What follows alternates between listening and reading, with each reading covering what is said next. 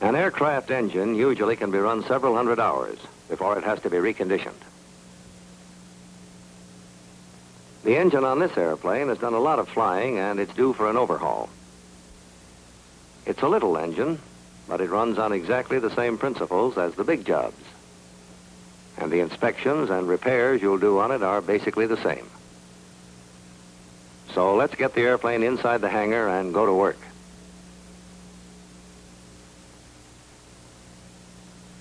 While you're letting the engine cool, one of the first things you ought to do is be sure all the tools you'll need for the job are handy.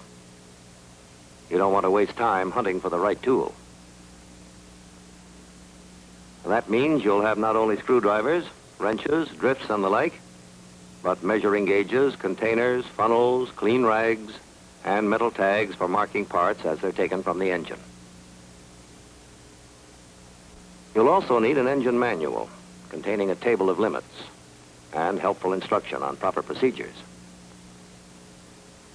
Since you're interested chiefly in the cylinders, the preliminary steps you take before removing the cylinders will be covered quickly. Check the ignition switch and fuel shutoff valve to be sure they're both off.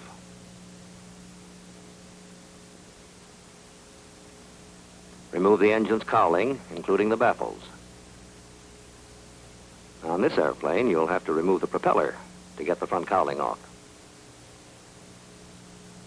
Now you can spray the whole engine with cleaning solvent and dry it with compressed air to get rid of the oil and dirt that's accumulated. And always keep a fire extinguisher handy for an emergency.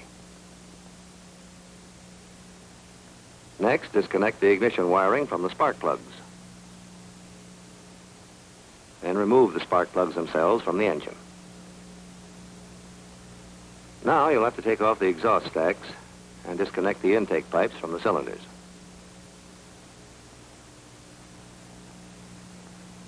Then the push rod housings can be disconnected, and you'll be ready to pull the cylinders.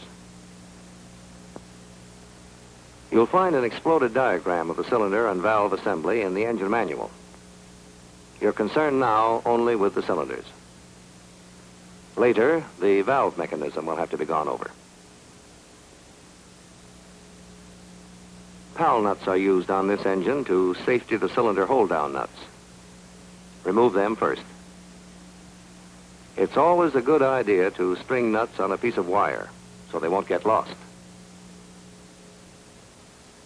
With the pal nuts off, remove 4 of the 6 hold-down nuts, leaving 2 nuts on temporarily to hold the cylinder in place.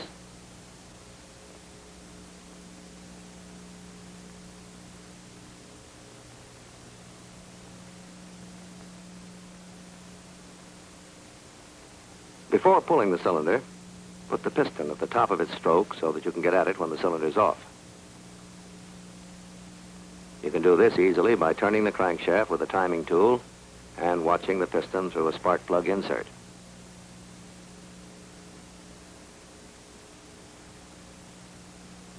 Now you can remove the last 2 nuts, and the cylinder will be free to come off.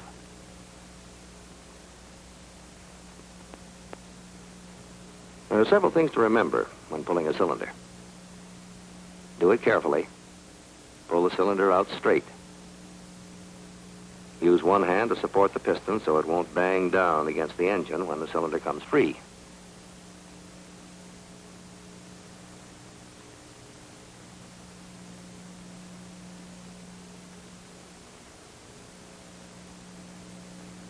Keeping one hand on the piston, lay the cylinder down carefully.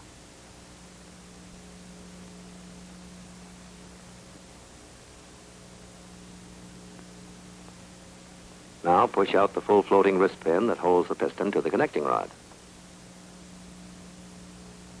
And when you take the piston off, let the rod down gently so it won't drop against the port.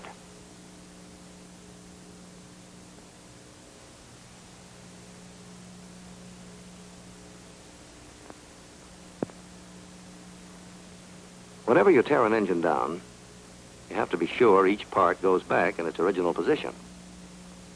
There are so many identical parts that you can't remember where each one goes, so tag it as you take it off. Metal identification tags are best because you can dunk them in cleaning fluid and the number won't come off.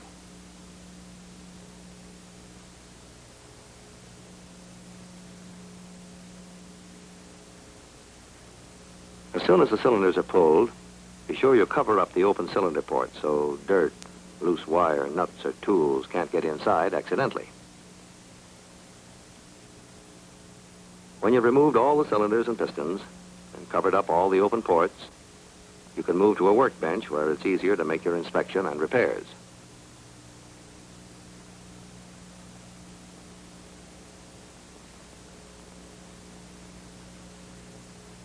Your overhaul job will be a whole lot easier if you're systematic about it. Line up the cylinders and pistons so you can work on them in order. Notice that all the parts are tagged, so there'll be no question where they go when you reinstall them. Now you can go to work on the cylinders. Take the push rods out and lay them aside, and take the connections off the push rod housings.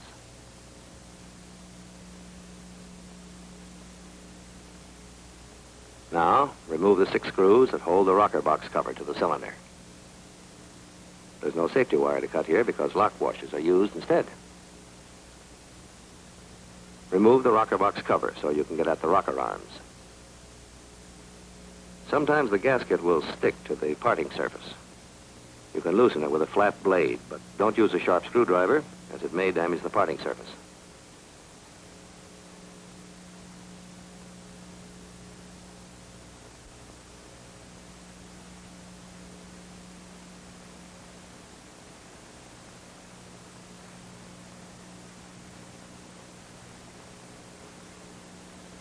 This rocker arm shaft comes out easily.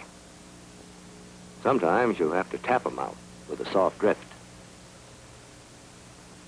Be sure to tag the rocker arms so you'll know which is exhaust and which is intake. You're ready now to clean the cylinder. A revolving wire brush on the end of a drill is good for removing carbon from the head. Be careful, though, not to scratch the cylinder walls with it. The outside dirt and oil will come off by using a spray gun and cleaning solvent. Then compressed air will not only dry the cylinder, but will blow off dirt and carbon. Before you can take the valve assembly apart, place the cylinder over a wooden form that fits the inside of the cylinder head. This will hold the valves in place when the springs are compressed. You'll also need a simple tool like this to compress the springs. A pair of tweezers is handy for picking out the little split locks. They're hard to pick out with your fingers.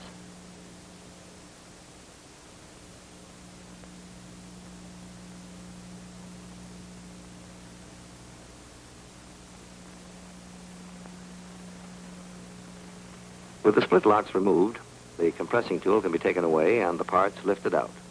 The spring retainer and the inner and outer springs. You can get the spring seat out with the tweezers, too.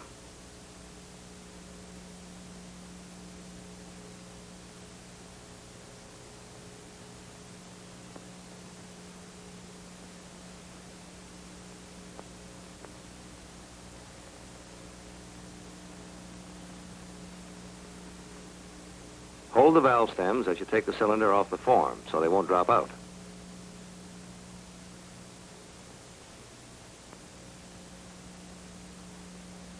Take care when removing the valves not to let them scratch or dent the cylinder walls.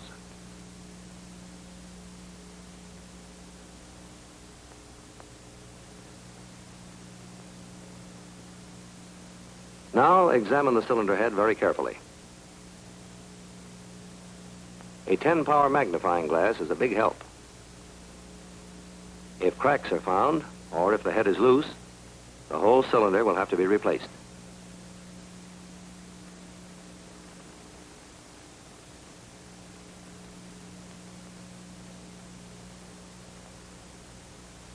Examine the cooling fins carefully for cracks.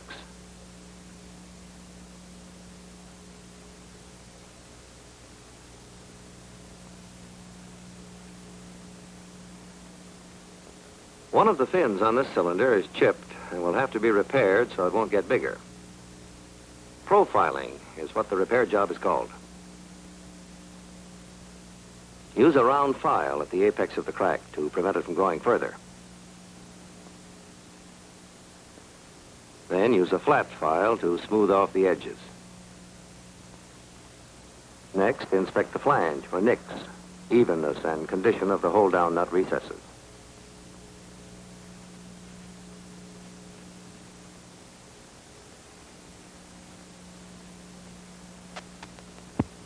The rough edges of any nicks you find can be smoothed down.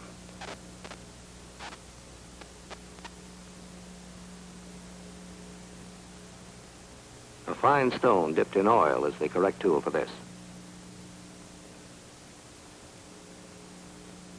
Then polish the spot with a piece of crocus cloth.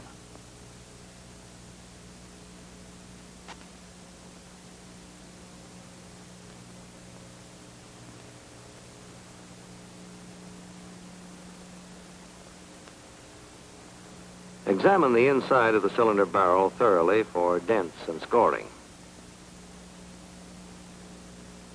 The wall of this cylinder is in good condition. Sometimes you'll find a cylinder has been scored, like this one. This cylinder would have to be rebored before it can be used again, or perhaps replaced. Since your cylinder barrel is in good shape, you can go ahead with the job. You're ready now to check for out of round and taper. First, look up the maximum allowed in the table of limits. The taper, wear, and out of round allowed is 2/1000ths of an inch. Use a dial indicator to check the cylinder bore.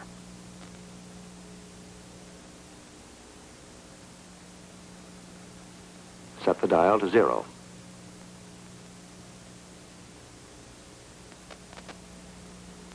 As you slide the indicator along the barrel, watch the dial to see if the pointer varies more than 2/1000ths of an inch.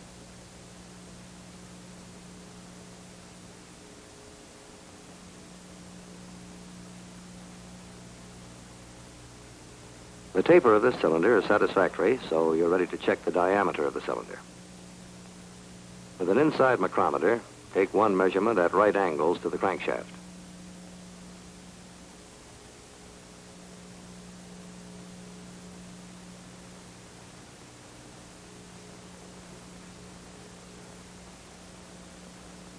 Take a second measurement in a direction parallel with the crankshaft. A comparison of these measurements will tell you if the cylinder is out of round.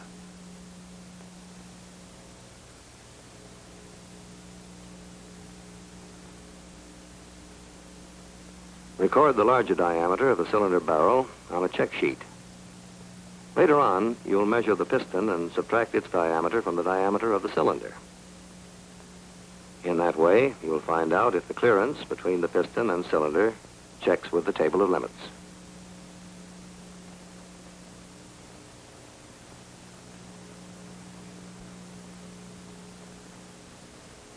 It's a good idea to check the threads of the spark plug inserts.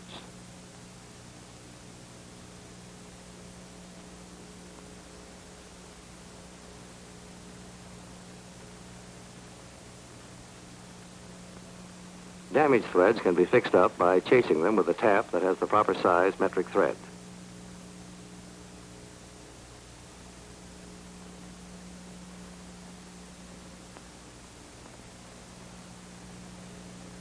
Now take the intake elbow off and examine the parting surface.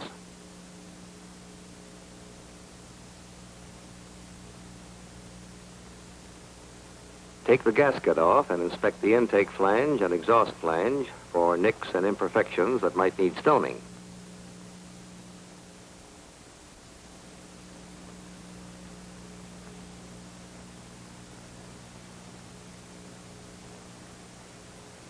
Look at the studs, too. Here's one that will have to be replaced because the threads are in bad shape. The best way to get an old stud out is with a stud remover, turning it slowly so as not to damage the threads in the stud hole. This stud should be discarded and a new one installed. If there's any sign of looseness in the old stud, the new one ought to be the next oversize.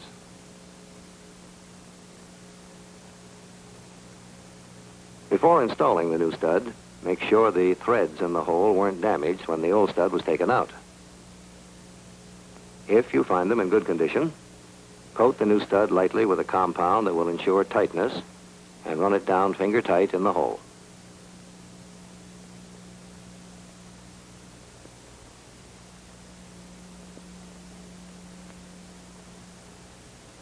One method of tightening the new stud is to use two nuts.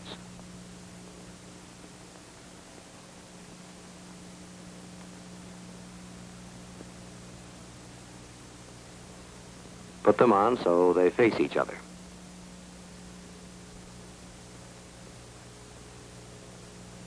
Then lock them together tightly.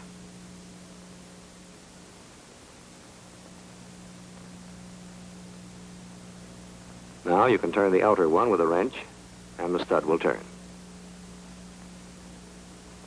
Drive the new stud in tight, and then make sure it's the same length as the others.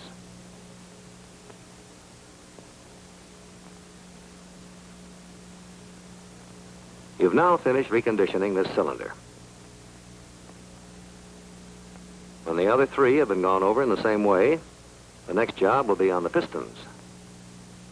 When you come to them, you'll have to scrape and clean them first, inspect them carefully for defects, measure them to check clearances, and finally install a new set of rings. After the cylinders have been reconditioned, the next job is to clean, inspect, and repair the piston parts and to check clearances to determine how much wear has taken place. You'll find an exploded drawing of the piston assembly in your engine manual. When inspecting and reconditioning pistons, you'll be concerned with the piston itself, the piston rings, the piston pin or wrist pin as it is more commonly called, the piston pin plugs, the bushing in the connecting rod, and the connecting rod itself. Here's the way these parts go together. The piston pin bushing in the connecting rod actually is a pressed-in part of the rod and is not removed during an overhaul.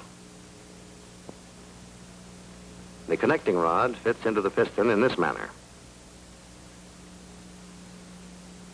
The piston pin plugs fit snugly into the ends of the piston pin, like this. The piston pin is then inserted through the piston and the connecting rod bushing and holds the piston to the connecting rod. The piston rings are installed around the piston.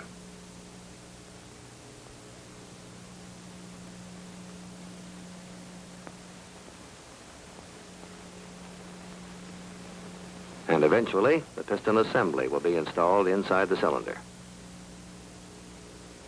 There must be correct clearance between these parts to assure proper lubrication. One of the most important is the clearance between the outside of the piston and the inside of the cylinder. The two surfaces at the ends of the piston pin, where the pin fits into the bosses in the piston, also must have proper specified clearances. And the center of the piston pin, where the pin goes through the connecting rod bushing, likewise must fit properly.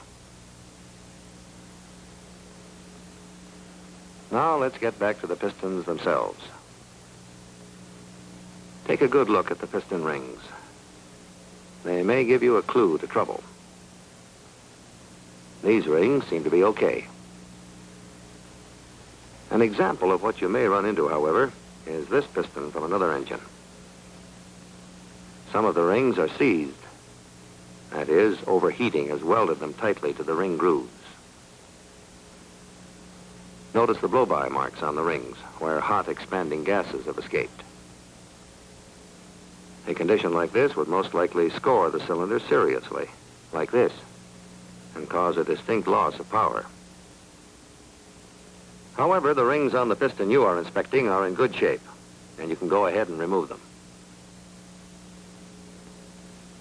To get them off easily, you'll need a ring spreader that grips the ends of the ring and spreads the gap.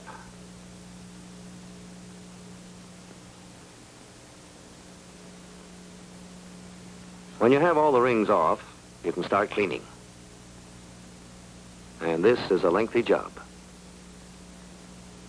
The heaviest carbon can be loosened with a scraper. You can make a scraper by putting an edge on a piece of aluminum, like this one. If you make a scraper, be sure to use soft metal that won't scratch the piston.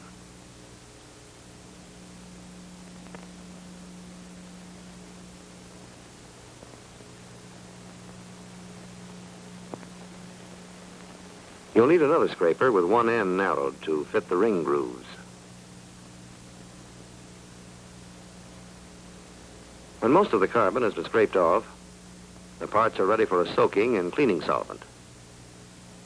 Keep the pistons, pins, and plugs in sets so they don't get mixed up. When using some of the harsher cleaning solvents, wear rubber gloves to protect your hands. This cleaner is mild enough to make that unnecessary. Let the parts soak until the solvent has had a chance to loosen the remaining carbon and dirt. When certain kinds of cleaner are used, it's necessary to rinse off the parts with hot water. Now you can probably get the parts thoroughly clean with a little more scraping.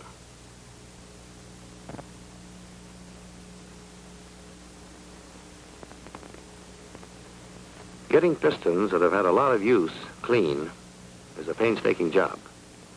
But when you're finished, each one of them ought to shine like new. Poke out the oil relief holes spaced around the head with an undersized drill to be sure no dirt has clogged the openings. Now you can finish off the cleaning job in good shape with a spray gun and cleaning solvent. The gun will force cleaning fluid into all the corners. Then the same gun, disconnected from the solvent, will dry and further clean the piston with compressed air. After inspecting each of the piston pin plugs, try them in the piston pin for fit. This one is too loose and should be discarded. Make a note to get a new plug for this pin. To detect cracks or scoring that you might otherwise miss, use a 10-power magnifying glass. Here's a nick that can be repaired.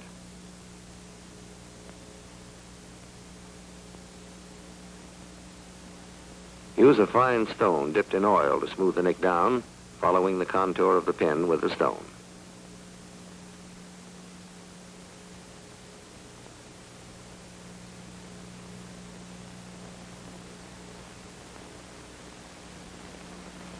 Then polish the spot with a piece of crocus cloth.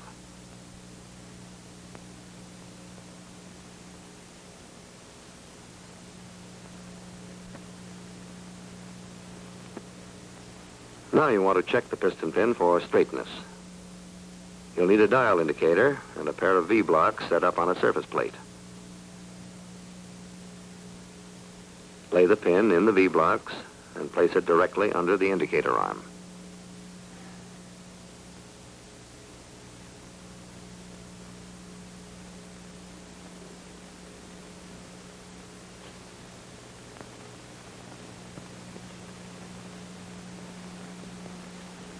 Set the dial so the needle points to 0.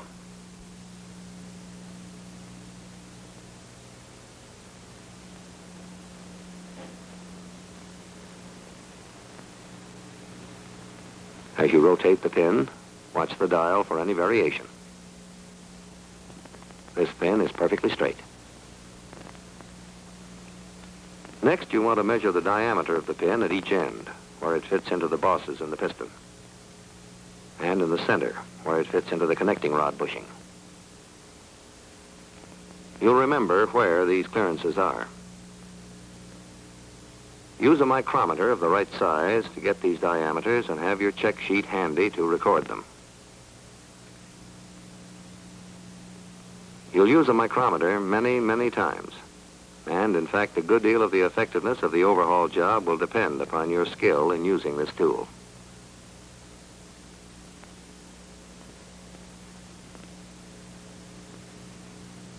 Take 2 measurements at each point and record them.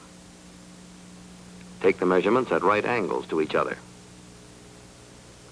If there's a difference in the 2 readings, the smaller is the one to use. Taking 2 measurements at each of 3 points on the 4 pins, you'll have 24 micrometer readings to take. You'll need the magnifying glass to inspect the piston also. Scoring, cracks, or corrosion will show up more clearly. This piston appears to be in good condition. Now you want to be sure the clearance of the piston in the cylinder is satisfactory.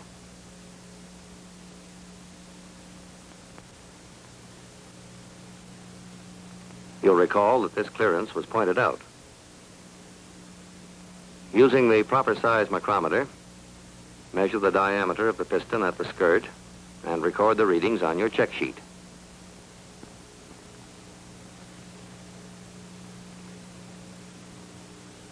Take measurements at 3 points on the bearing surface of the piston at the skirt, and if there's any variation in the readings, use the smallest one. When you measure the cylinder, you recorded its skirt diameter. Now record the piston diameter and subtract to get the clearance.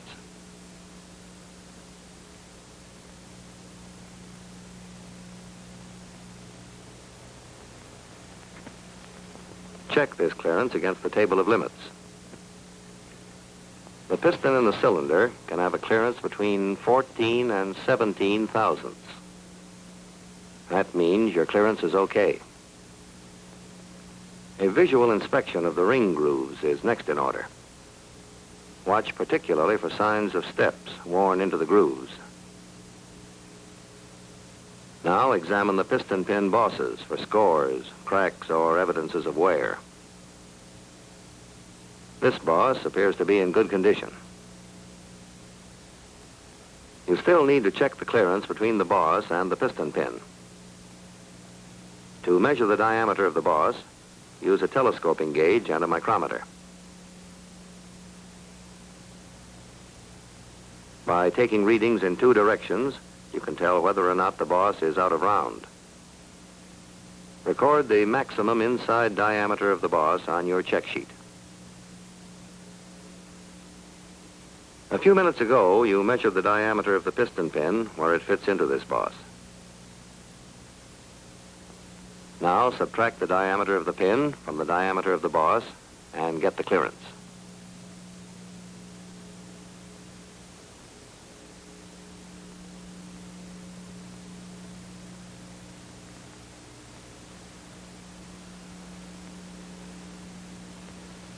This clearance must then be checked with the table of limits to be sure it's satisfactory.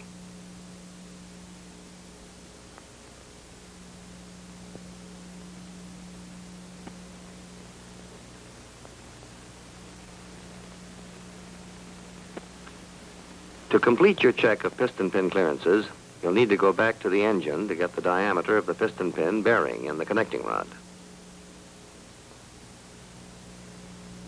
Use a telescoping gauge and micrometer in the same way you took the diameter of the bosses. Again, it's standard practice to take the diameter in more than one direction. And if there's variation, use the largest one. Now subtract the center diameter of the piston pin from the diameter of the connecting rod bushing. This will give you your final clearance, which must also be checked with the table of limits.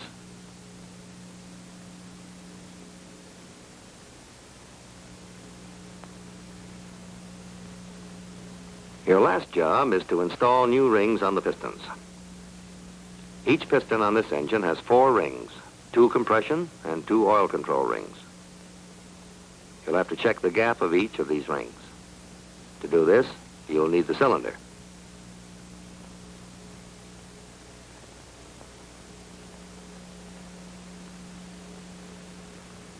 Install the piston in the cylinder barrel in its operating position.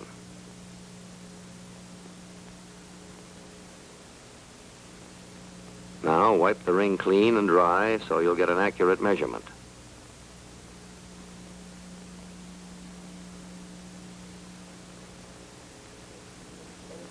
Then compress the ring and place it in the cylinder.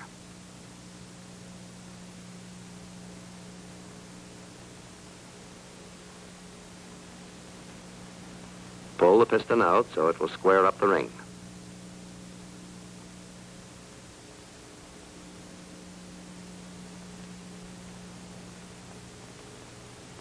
Use a feeler gauge to check the gap of the compressed piston ring. You'll find proper gap allowances given in the table of limits.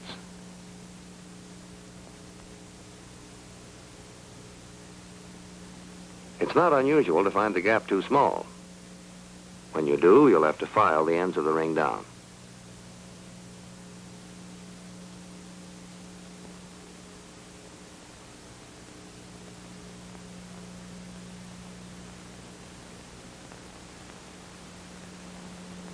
To do this, clamp a smooth file securely in a soft-jawed vise.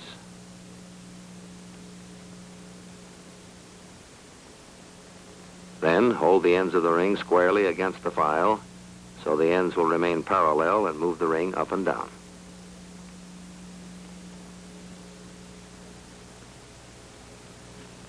When you feel you've enlarged the gap sufficiently, make another check.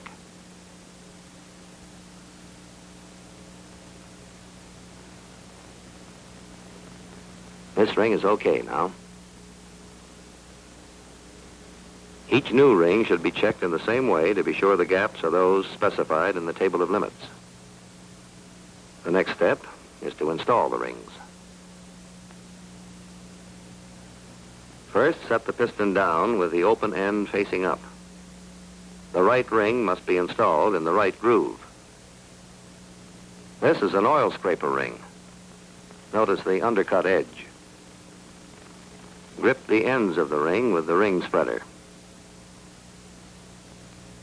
This oil scraper ring should be installed with the undercut edge toward the open end of the piston.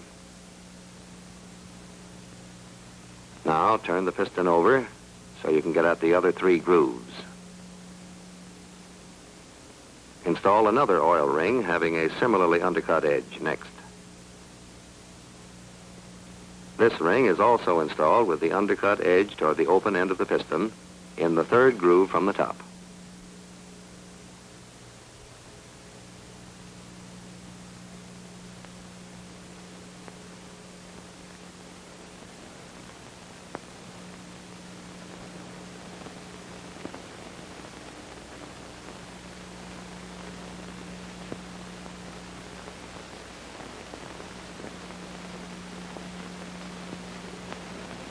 Next, install a plain compression ring in the second groove from the top.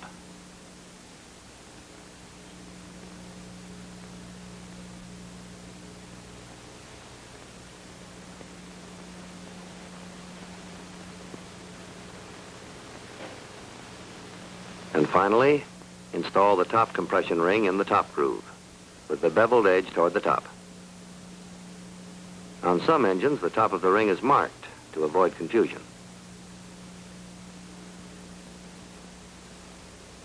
One more check you'll have to make is for side clearance of each ring in its groove.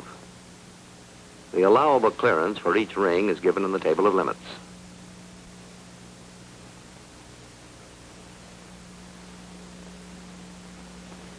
Hold the ring firmly seated in the groove when you use the feeler gauge and run the feeler all the way around the piston.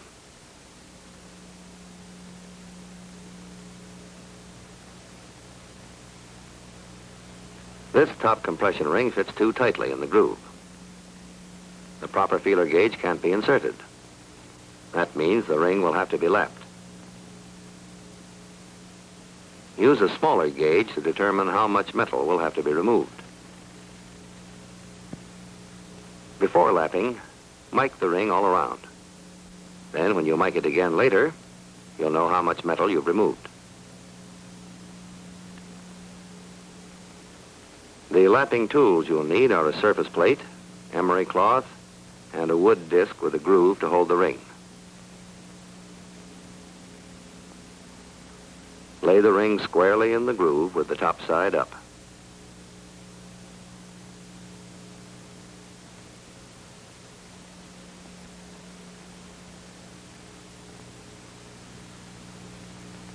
Lap with a light touch, moving the ring evenly over the emery cloth. To avoid heavier lapping, where your fingers touch the disc, move the fingers often to different positions.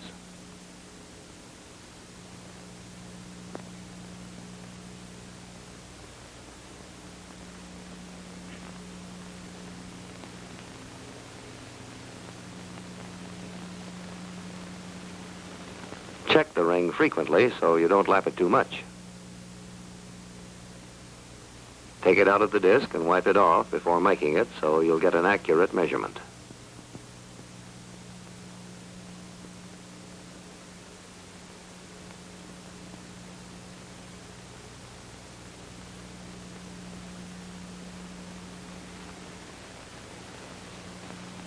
Then use the micrometer at short intervals all the way around so you'll know if you're lapping evenly. You may have to stop lapping and mic the ring several times before you have it just right. Give it a final check with the correct size feeler gauge. You may find it necessary to lap all the new rings, or you may find some of them satisfactory. With the new rings installed, your overhaul of the piston is finished. Each piston is gone over with the same care and put into first-class condition. Before reinstalling the pistons, however, the valve assembly must be serviced. That operation will include taking the valve assembly apart, cleaning the parts, inspecting them carefully, checking the tension of the springs, measuring the parts to check clearances, refacing the valves where necessary, and finally, lapping them into their seats. The parts lined up and tagged, you're ready to disassemble the valve mechanism. After cleaning the cylinder, remove the rocker box cover so you can get at the valves.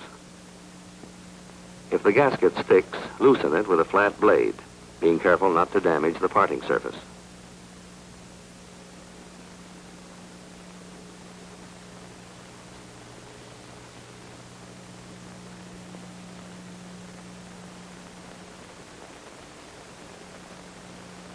Now you can get at the various parts of the valve mechanism. Push out the rocker arm shaft and remove the rocker arms.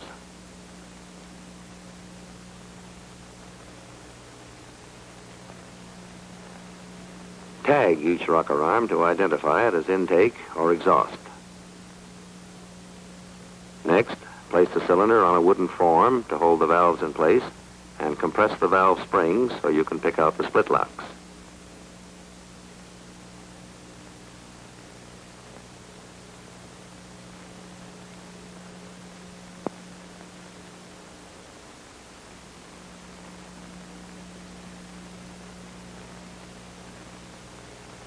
This allows you to remove the spring retainer, the springs, and the spring seats.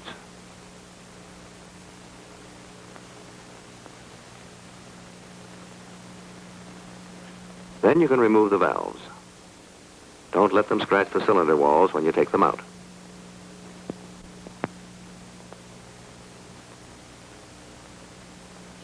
Your job now will be to clean, inspect, and repair these valve parts and to check clearances.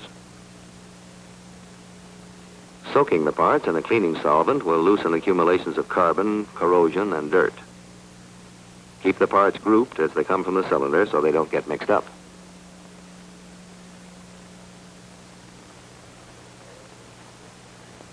While the parts are soaking, you have some work to do on the cylinder head. Inspect the rocker shaft holes with a magnifying glass. Look for cracks or any burrs or nicks that should be stone smooth.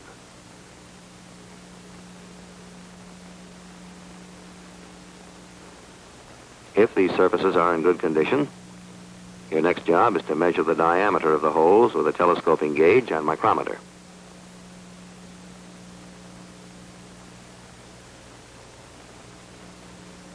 These diameters will be used later to get the clearance with the shaft. By taking the diameter in two directions, you'll find out if the holes are out of round. Record the larger reading on your check sheet. Now you can remove the valve parts from the cleaner and dry them and clean them some more with a compressed air gun. Use a magnifying glass to inspect both exhaust and intake rocker arms for cracks, burrs, or other imperfections. Give the bearing that's pressed into the hole in the rocker arm a close inspection.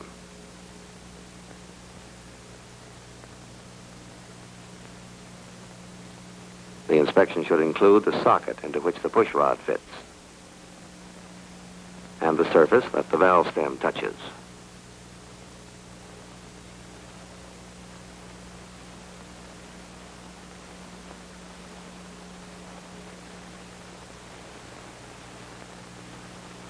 With a telescoping gauge and micrometer, measure the diameter of the bearing.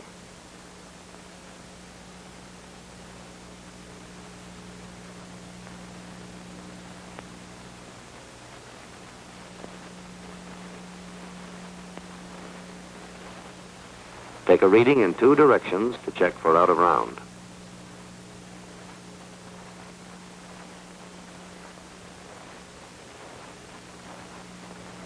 If there is a difference in the readings, record the larger one. Inspect and measure both rocker arms in the same way. Now examine the rocker shaft carefully for cracks. This shaft seems to be in good condition, so go ahead and measure its diameter. Measurements are taken at 5 points where it fits into the 2 rocker arm bearings and where it goes through the 3 shaft holes in the cylinder head. When you have made all these measurements, you have the information for figuring the clearances.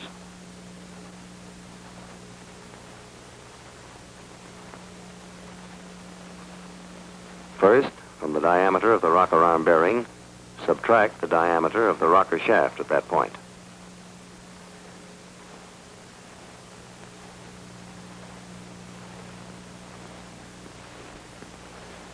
Make a similar computation for each rocker arm.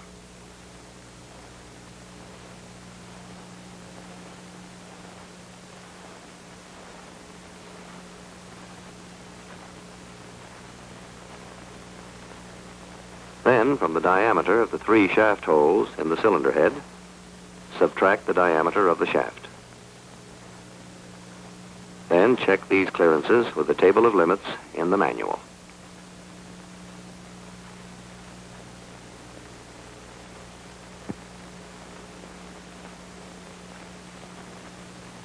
Your clearances are okay.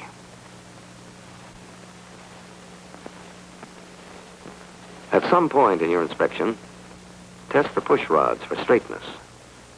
If they're bent, they won't roll smoothly on a surface plate.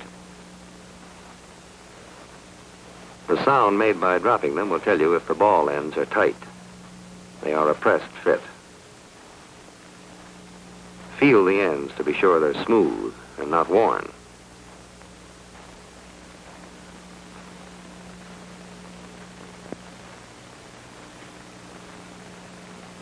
Then, with an air gun, blow out the oil passages. Now, inspect the other parts of the valve assembly.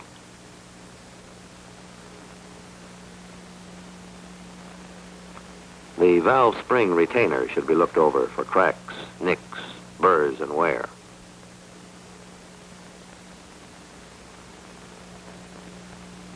Check both the inner and outer valve springs carefully for fractures or corrosion.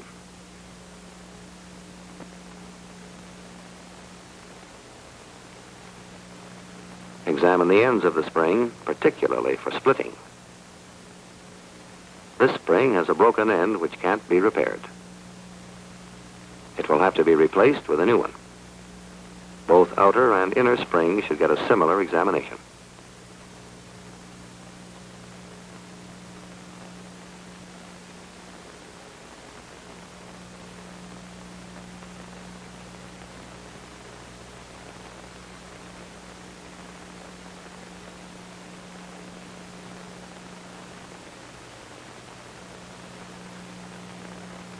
Look the spring seat over carefully also. When both sets have been examined, you'll need to test the pressure of the springs. Your table of limits gives the specified tension.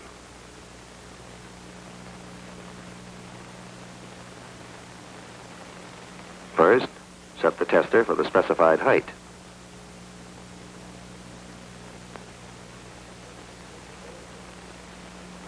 Then turn the dial to 0. Now compress a spring and watch the dial.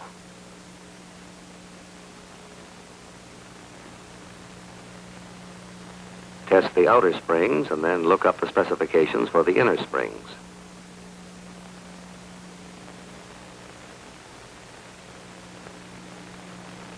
Reset the tester to those specifications and check the tension of the inner springs.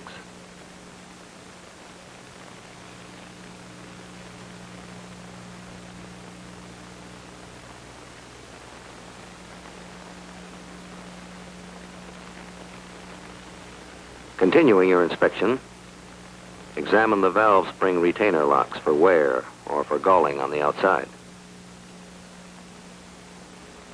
Check them also for snug fit on the valve stem. These split locks are extremely important. If they fail when the engine is operating, the valve will drop into the cylinder and cause serious damage. Next, test the fit of the valve guides in the cylinder head.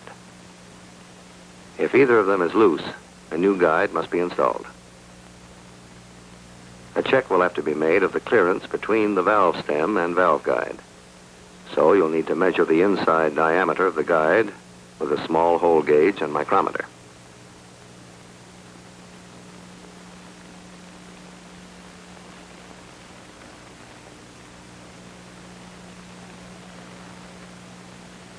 Measure the diameter of the guide at several points along its length.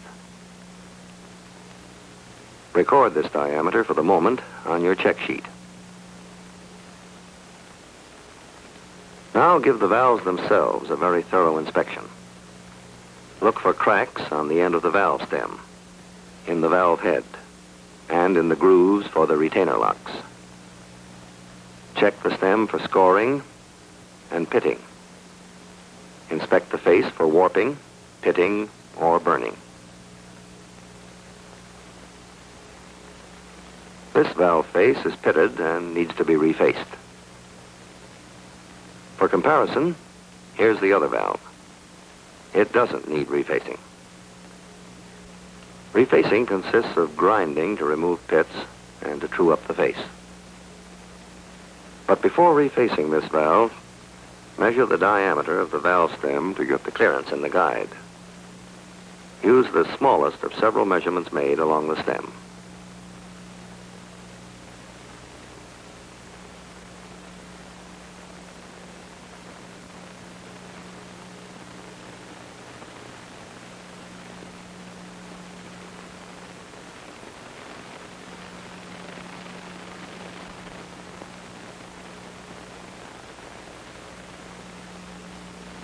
The diameter of the stem is subtracted from the diameter of the guide to obtain this clearance, which is figured for both the exhaust and intake valves.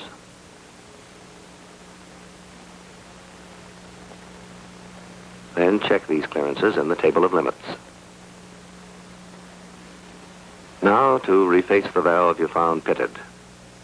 When putting the valve in the chuck of the refacing machine, it's important to set the valve face at the correct angle to the grinding wheel. Valve faces usually have either a 30 or 45 degree angle. Don't change the original angle of the face. Now adjust the valve face to the grinding wheel.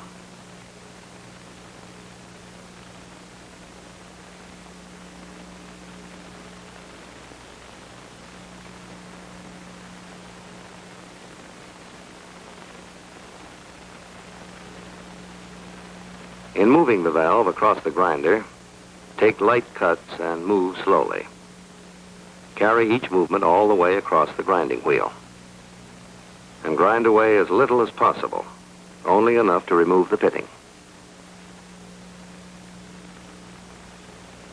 You can determine by inspection when the face has been ground enough to remove the pitting, but not enough to feather the edge. All the valves are lapped into their seats to assure a perfect leak-proof fit. First, apply a valve lapping compound to the valve face, dabbing it on sparingly.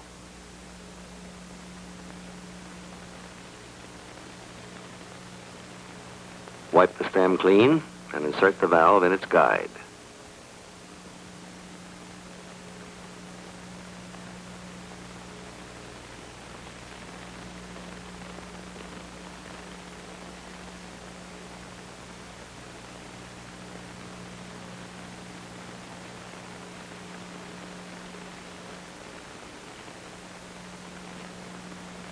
A piece of hose fitted over the stem is a good lapping tool.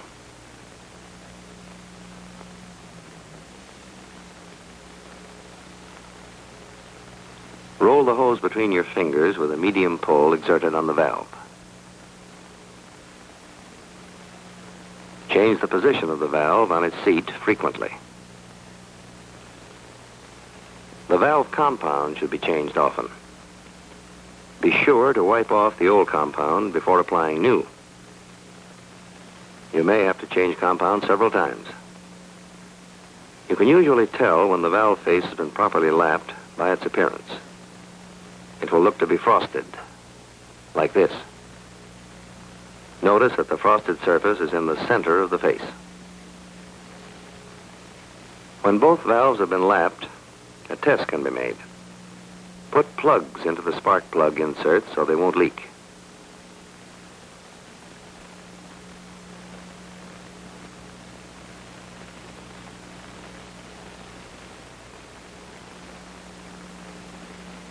Then clean off the compound from the valve and seats and put the valves back into their guides.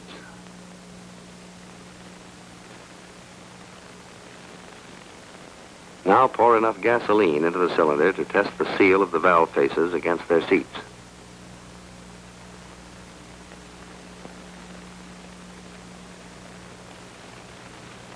If, after 20 minutes, no gasoline is leaked through, the valve has been properly lapped in. If there's a leak, the valve will need to be lapped again until a leak-proof fit has been obtained. Finally, inspect the parting surface of the rocker box for dents, nicks, and scratches. Do the same with the cover. The cover must fit perfectly on the rocker box to prevent oil leaks, and if necessary, stone the parting surfaces to obtain such a fit. You've now inspected the complete valve mechanism and repaired the parts where necessary. Here's the way the valve assembly goes together. The valve guides and valve seat inserts are not removed from the cylinder. Here they're separated from the cylinder so you can see them better. The first step in reassembly is insertion of the valves through the guides from inside the cylinder.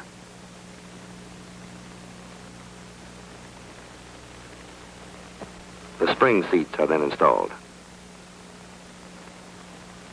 Then the outer springs. Then the inner springs. Then the spring retainers. Then the split locks that hold the assembly together. The rocker arms are not installed until the cylinder has been replaced on the engine. Now to put the actual valve mechanism together. First, oil the valves thoroughly and assemble them in their guides. Use a heavy engine oil.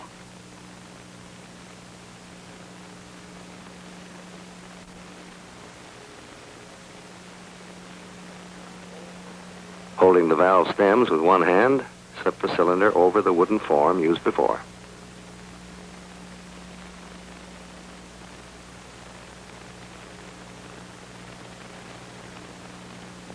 Install the spring seat,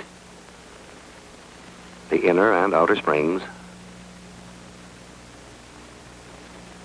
and the spring retainer. Then compress the springs with the special tool.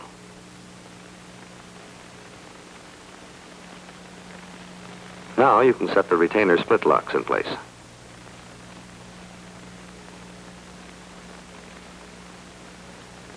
When you've assembled both valves in the same way, the cylinder can be prepared for reinstallation.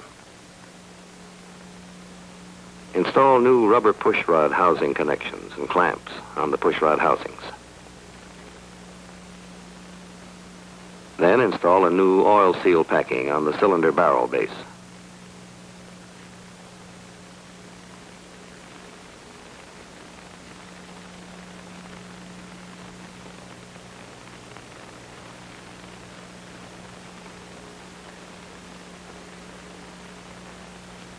Now, when you have oiled the inside of the barrel thoroughly, The cylinder will be ready to reinstall on the engine. When all of the cylinders have been similarly prepared on the bench, take them to the airplane. Uncover the ports which you protected, and take a look inside to be sure no tools have been left there.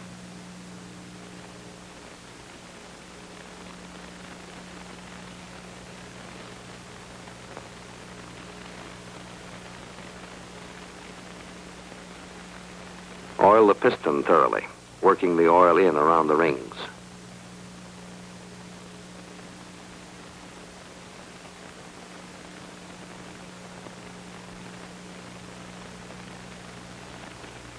Don't forget to oil the pin.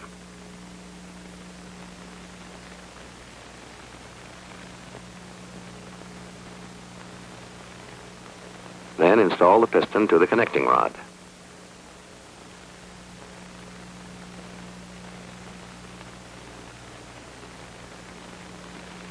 Check to see that the ring gaps are staggered.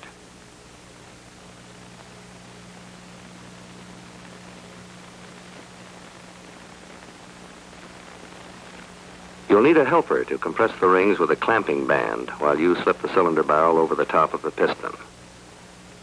Work the cylinder on gradually, pushing the clamping band ahead of you.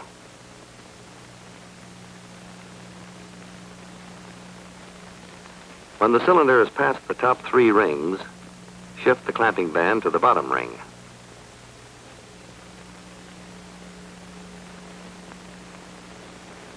The band can now be removed and the cylinder flange fitted carefully over the studs.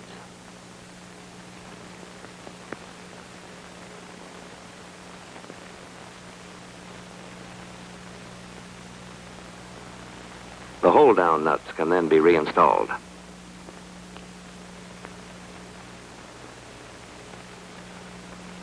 Tighten the hold-down nuts slowly and evenly with a torque wrench to assure proper tightness and evenness. Safety the hold-down nuts with pal nuts, installing the open end up. With the nut run down finger tight, give it a quarter turn with a wrench.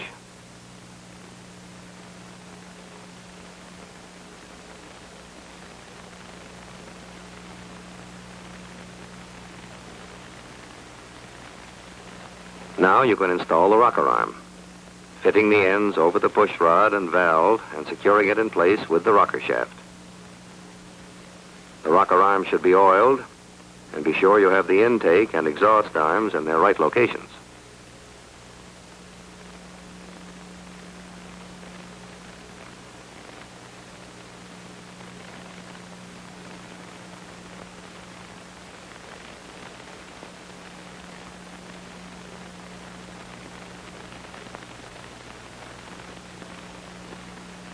When both rocker arms are in place, put a new gasket on the rocker box cover and reinstall the cover.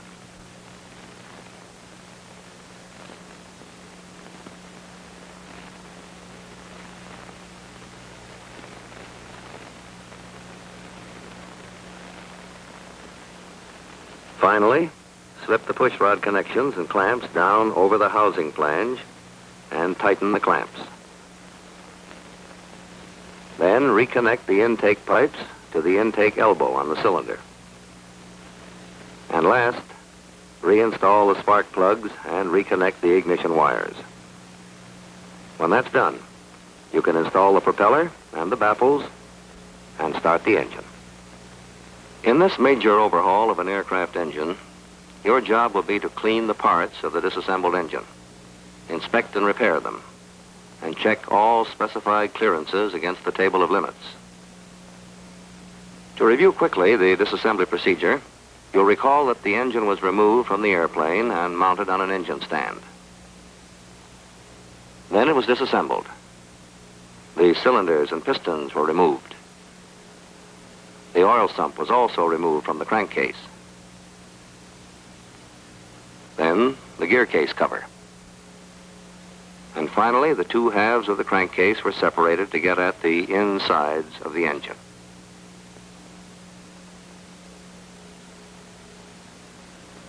This made it possible to lift out the crankshaft and connecting rods and the other internal part of the engine.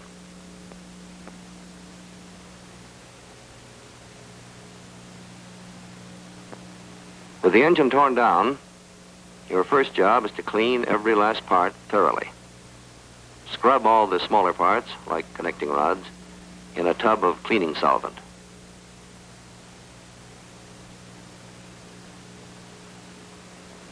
Use a stiff brush to do a thorough job. When you finish cleaning the small parts, dunk the crankshaft in the cleaning fluid.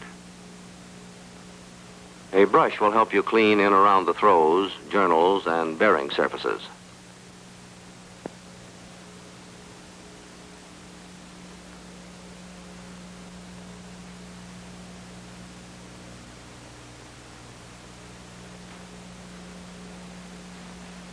When you dry the shaft with the compressed air gun, use the airstream to blow out and clean the oil passages in the crankshaft.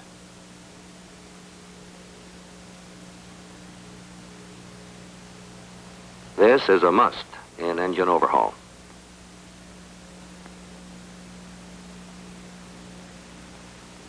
Clean both halves of the crankcase, inside and out. It's a good idea to dip the whole thing in a cleaning solvent. All the dirt, oil, and sludge that gather on the metal must be removed. When it's clean, dry the crankcase off carefully with compressed air. Be very sure the oil passages in the case are clear. Blow them out with air and cleaning solvent.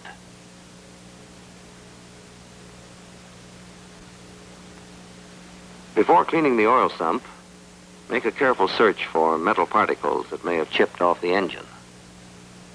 Wipe out the inside with a clean rag. Loose particles of metal might be a clue to serious trouble in an engine. If you should find any chips like this, determine the kind of metal and look for the cause. Clean every part you've disassembled with equal thoroughness.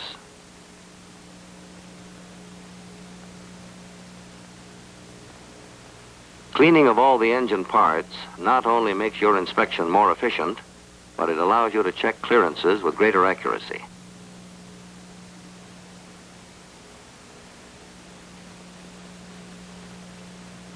When all your cleaning is finished and the parts shine like new, you're ready to inspect the crankshaft.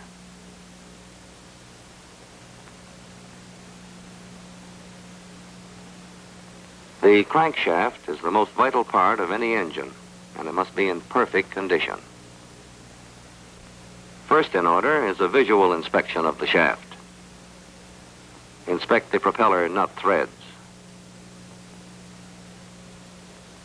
Look for cracks, scores, or other damage. Inspect the propeller key for burrs or signs of wear, and check it in the keyway to be sure it fits properly.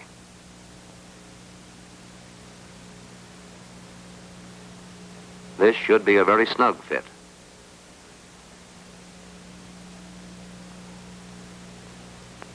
Ordinary visual inspection of the crankshaft is not enough, however, as fractures can't always be seen. The use of some kind of particle inspection is a more certain test. In the magnetic particle inspection, the crankshaft is magnetized by sending a charge of electric current through it. The shaft is then thoroughly soaked with a solution containing magnetic particles.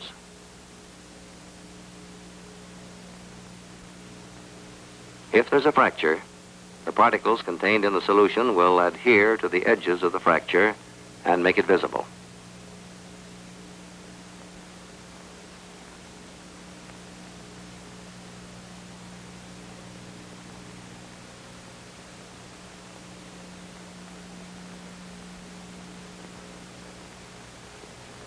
This shaft is in sound shape, since there's no indication of cracks. So that you'll recognize a fracture when you see it, here's a fractured shaft from another engine. Notice how the particles cling to the line of the crack and bring it into relief. A fractured shaft must be replaced. When the inspection is complete, the shaft must be demagnetized by moving it back and forth inside a coil chamber and then removing it slowly.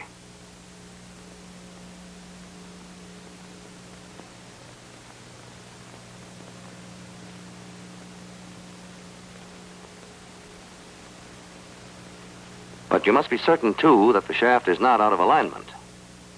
A stand like this is most efficient for this test.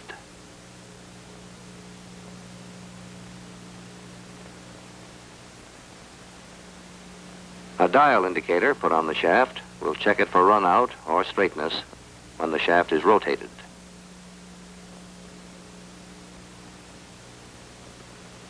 Make this check with the indicator on the end of the shaft.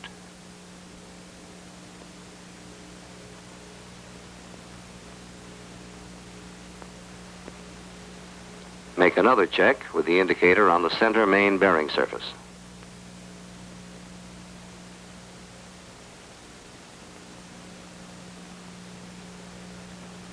The needle on the dial shouldn't vary more than is allowed by your table of limits.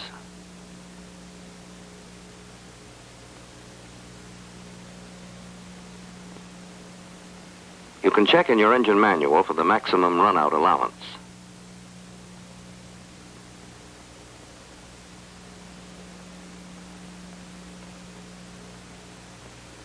On this engine, it's 5/1000ths of an inch.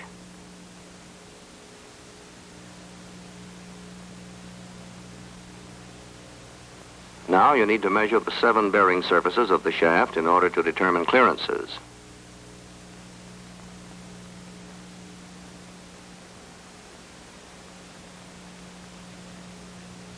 On this shaft, there are 3 main bearing surfaces where the shaft rotates on the bearings in the crankcase.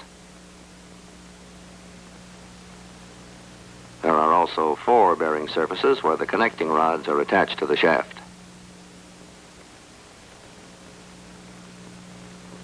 Use a micrometer of the right size to measure the diameter of the shaft. The purpose of these measurements and checking of clearances is to discover wear that wouldn't be visible to the eye. Take a measurement in 2 directions to check for out of round. If there's a slight difference in the reading in different positions on the shaft, record the smaller diameter on your check sheet.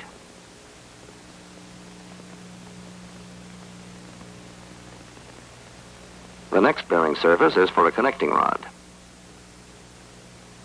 Measure this diameter in the same way and record the smaller measurement.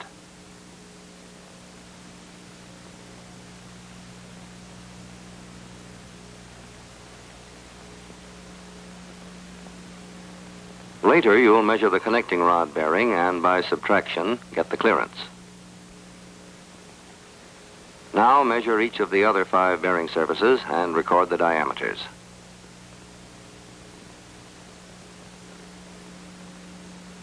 When that's done, you're finished with the crankshaft for the time being and can go ahead with an inspection of the connecting rods.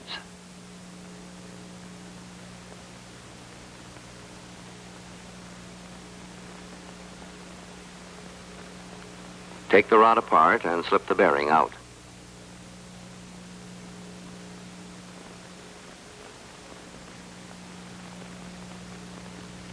Check the bearing seat for cracks, nicks, or scores.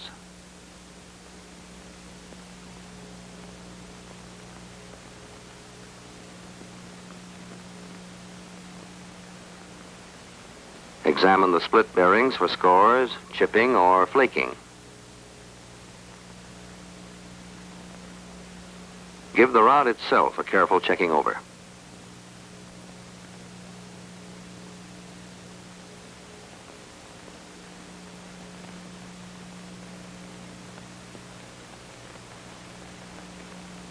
Here's a bearing that's scored.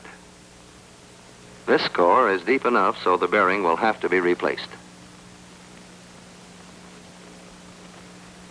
These split bearings are always replaced in pairs, not individually.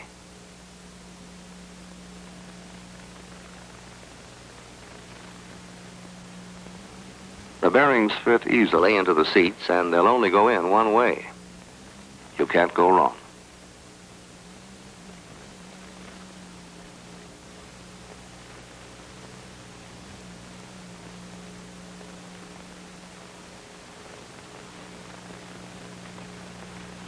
So far, this rod is in good condition. Bolt bolt it back together so you can give it a check for possible bend or twist. To make this check, insert a special mandrel through each of the holes in the rod, using shafts that fit snugly.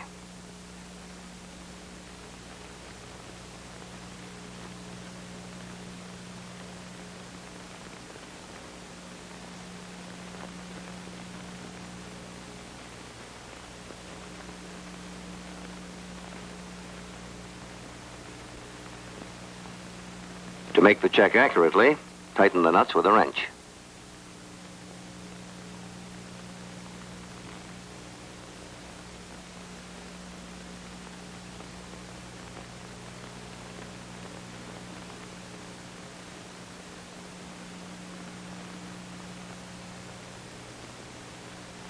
Now prepare a set of parallel bars with 4 metal gauge blocks on a surface plate.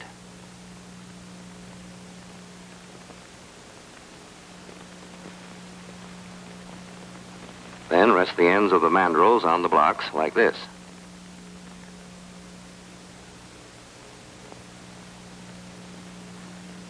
Now compare the distance between the ends of the mandrels on each side of the rod. Use a dial indicator for accuracy.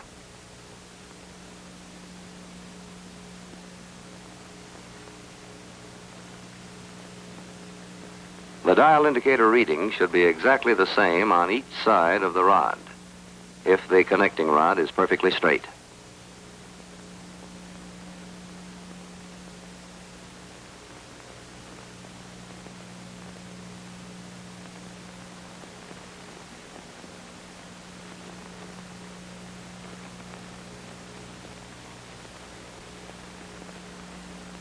Now make a check for twist. If the ends of the mandrels rest firmly on the gauge blocks and there's no wobble at the corners, the rod is not twisted.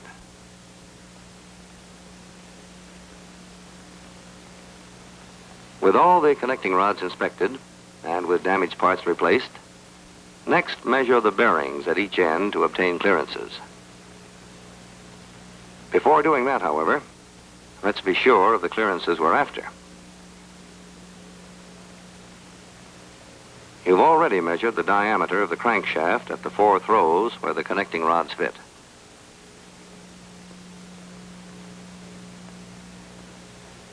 Now you want to measure the diameter of the bearing in the large end of the connecting rod. Then, by subtraction, you can find out what the clearance is between the crankshaft and the connecting rod bearing. In operation, the crankshaft is nearly centered in the rod, like this, with clearance for oil all the way around.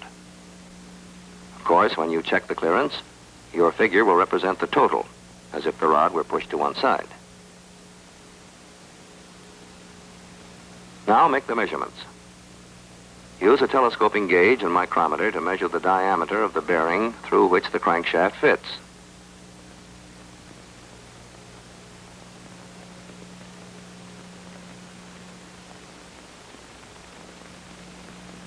Take your measurement in more than one direction, and if there's a slight variation, use the larger diameter.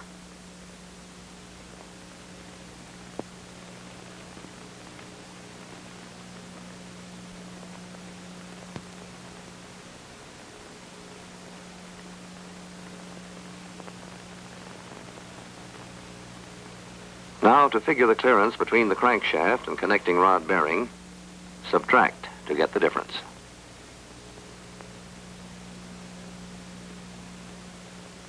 Check this clearance with that given in the table of limits in your manual.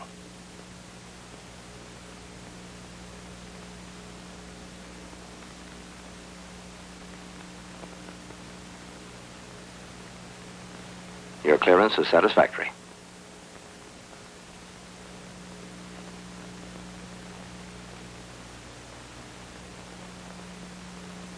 The bearing in the small end of the connecting rod where the piston pin fits also needs to be measured.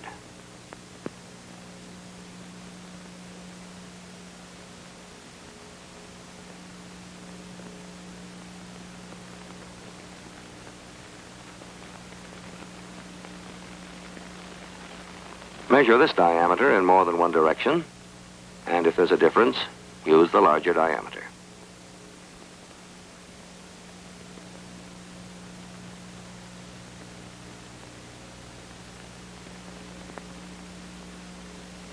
Record this measurement, and you can obtain the clearance between the piston pin and the bearing.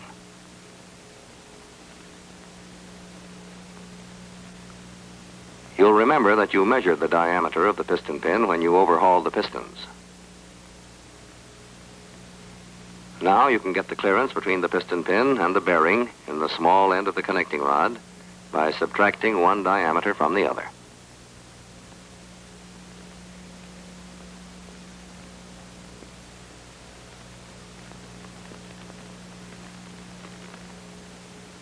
Now look up the allowable clearance in the table of limits in your engine manual.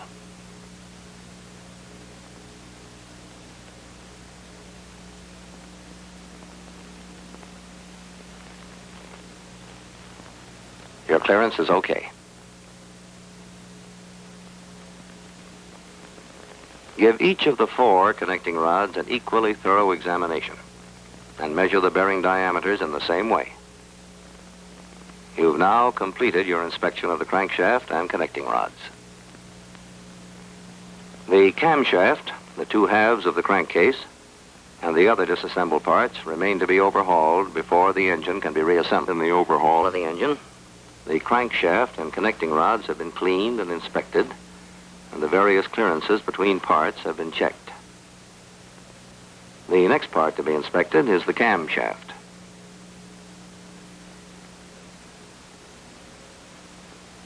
Examine the camshaft gear carefully for cracks.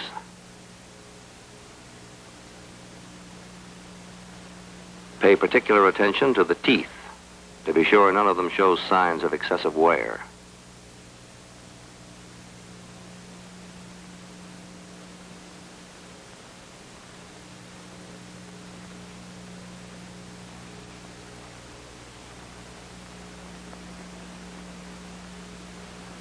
Inspect the camshaft for cracks or nicks.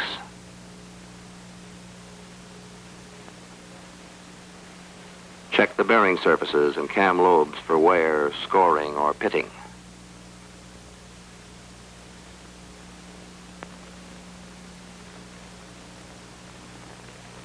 This camshaft appears to be in good condition, so you can go ahead with your measurements to obtain clearances.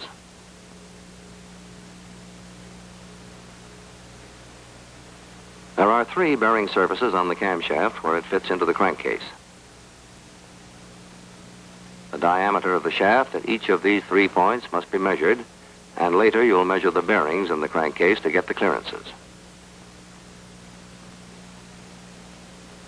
Use the micrometer on these bearing surfaces the same as you did on the crankshaft. Measure in at least 2 directions, and if there's a variation, use the smaller diameter. Record the diameter on your check sheet for future reference.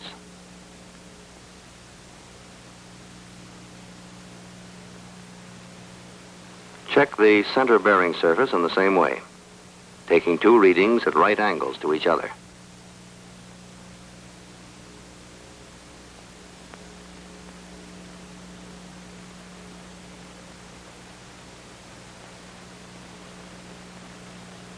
Record the smaller reading, and then check the diameter of the bearing surface at the front end of the camshaft.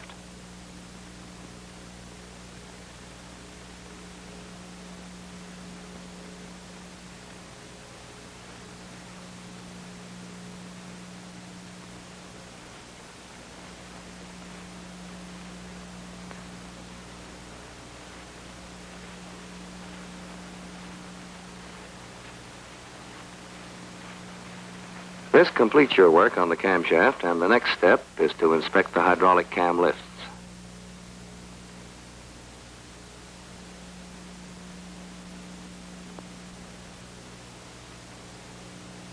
Remove the tag temporarily so it won't get in your way.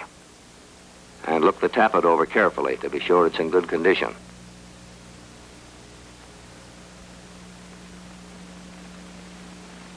Now measure the outside diameter of the tappet. Later, you'll measure the guide in the crankcase into which the tappet fits, so you can figure the clearance. The purpose of all measuring of clearances is to discover wear on parts that wouldn't be visible to the naked eye. Record this diameter on your check sheet for the time being. In the same way, inspect and measure each one of the 8 hydraulic tappets. Next, check the oil pump parts. Examine the driven gear carefully, looking especially for wear on the gear teeth.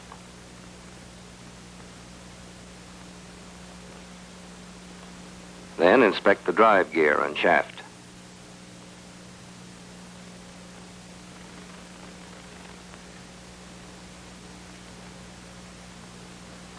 Replace the gears and the cover so you can check the clearance between the teeth and the cover.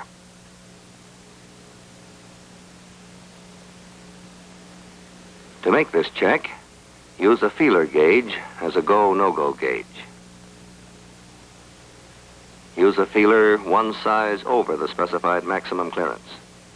It should not be able to enter between the edge of the tooth and the cover. Then select a feeler one size under the specified minimum clearance. You should be able to insert this one easily.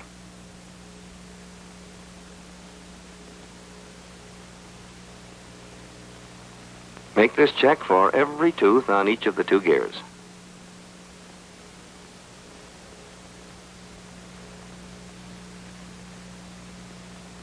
These clearances are a check on the efficiency of the pump.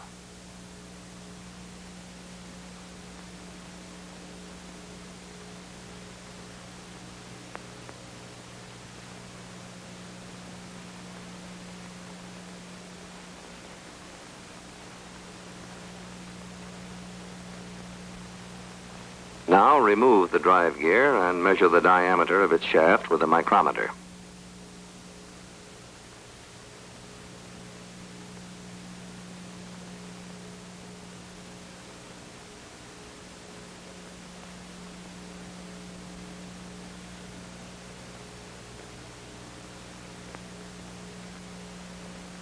Then, with a telescoping gauge, check the clearance of the shaft with the hole in the gear case cover.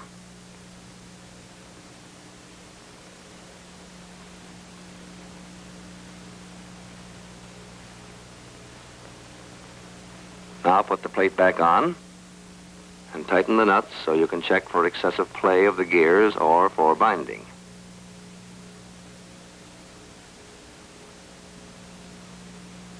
If it's satisfactory, you can remove the cover again and continue your inspection.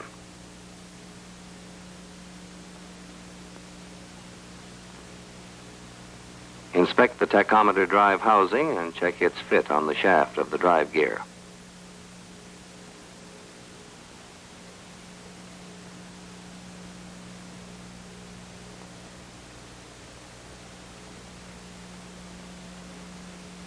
Inspect the parts of the oil pressure relief valve to see that they are in good condition.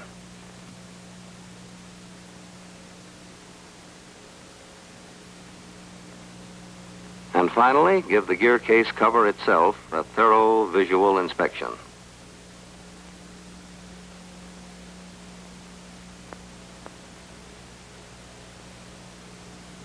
The 2 halves of the crankcase are next in order.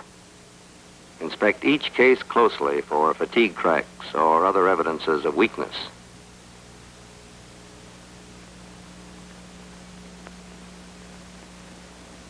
Note the studs particularly to be sure they're tight and straight and that their threads are in good condition. If the threads look as though they might be stretched, check them by running a nut down on the stud. The nut should run down freely and shouldn't bind if the threads are okay.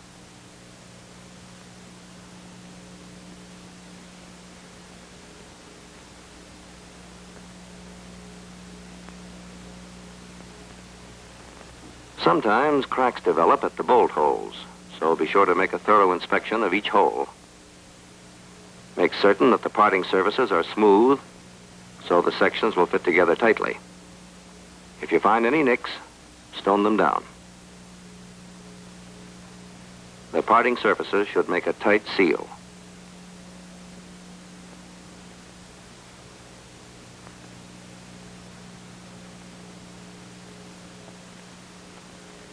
Lift out each bearing half from its seat so you can inspect both the bearing and its seat thoroughly.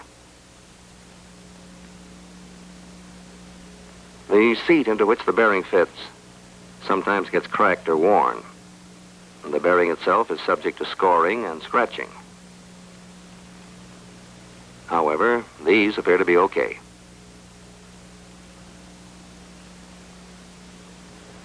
There are 3 main bearings for the crankshaft and 3 more for the camshaft.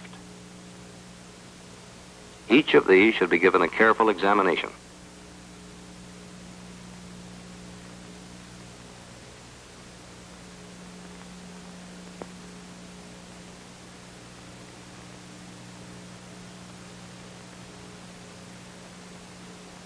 The other half of the crankcase should be inspected in the same way.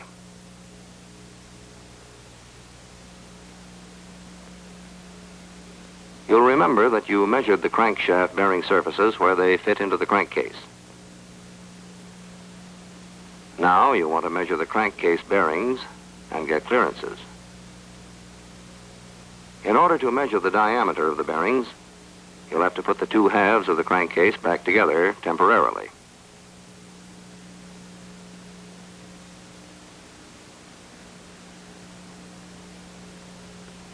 To get accurate measurements of the bearing diameters, bolt the sections together by tightening the nuts on all bearing studs.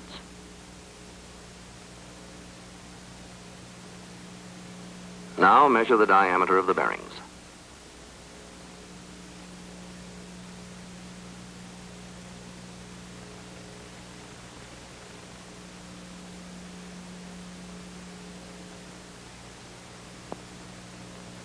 Take your measurements in at least 2 directions and use the larger one if there's a variation.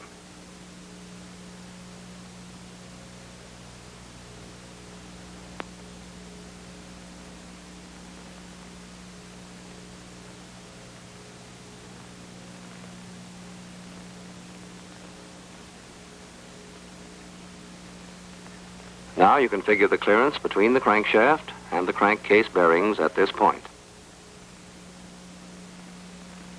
Subtracting, you get 3/1000ths of an inch.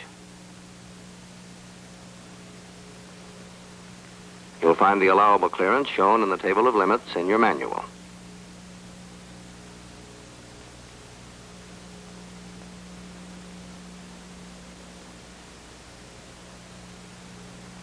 Your clearance of 3/1000ths is satisfactory then.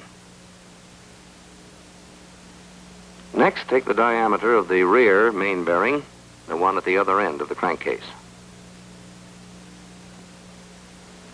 Use the telescoping gauge and micrometer in exactly the same way and figure your clearance by looking up on the check sheet the diameter of the crankshaft at this point.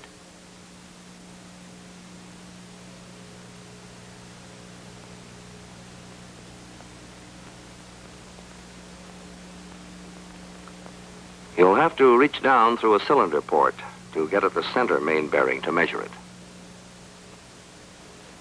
Otherwise, the procedure is exactly the same.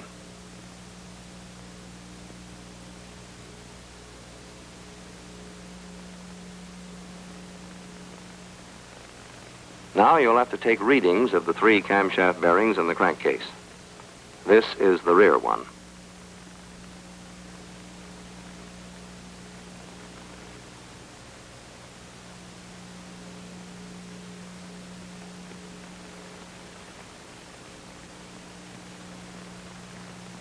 Again, if there's a variation, take the larger reading.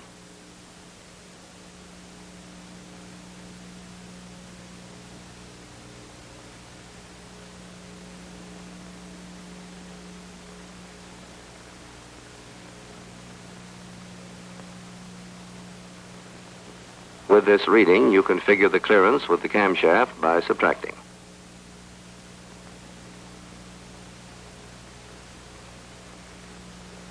Your result should be checked against the table of limits. The center and front bearing measurements for the camshaft will have to be taken by reaching through the cylinder port. They must be taken, however, and the clearance is checked for each one.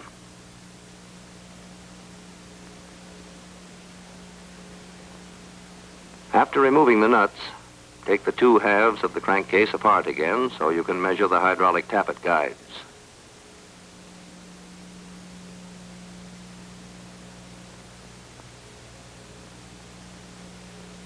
With a telescoping gauge, check the inside diameter of each guide.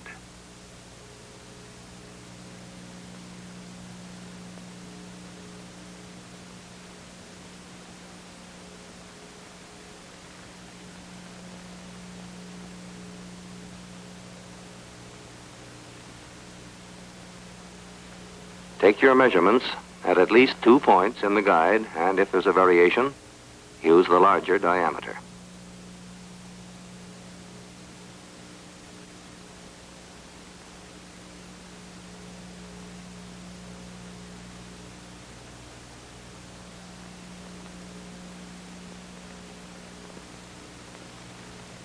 Now you can figure the clearance of the tappet in the guide. Check your result against the table of limits.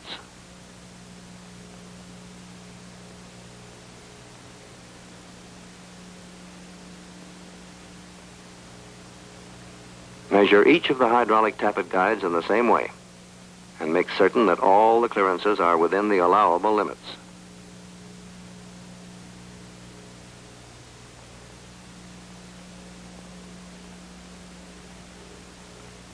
You've now completed all the checking of clearances for this section, and there's left only an inspection of the remaining miscellaneous parts.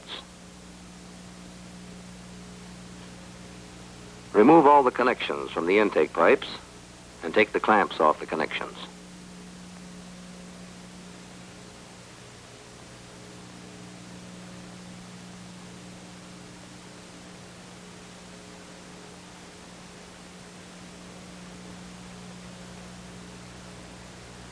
Then inspect each of the intake pipes carefully for cracks and dents.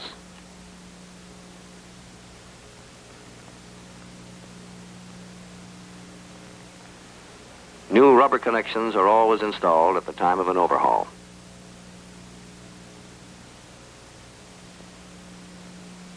As you put the old clamps back on the new rubber, inspect each clamp.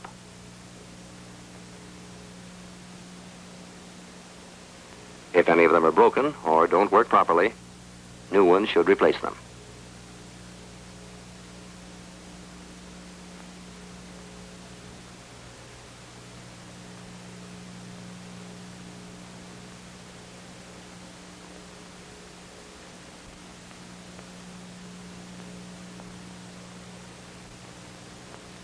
When all the intake pipes and their connections have been put into condition, inspect the pushrod housing flanges.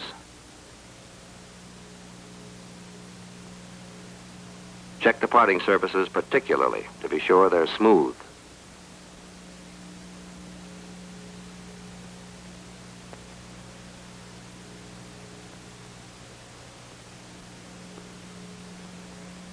Next, go over each of the 8 pushrod connections. Install a new set of rubbers in the clamps and discard the old ones. See that the threads of the tightening screws are in good condition. With this inspection, you've finished your overhaul of the engine and you're ready to reassemble the parts and reinstall the engine. All of these engine parts have been thoroughly inspected. Necessary repairs and replacements have been made, and all clearances have been checked. You're ready to reassemble the engine and replace it in the airplane. The first step is to assemble the connecting rods to the crankshaft. Check the tag to see where the rod goes and remove the tag.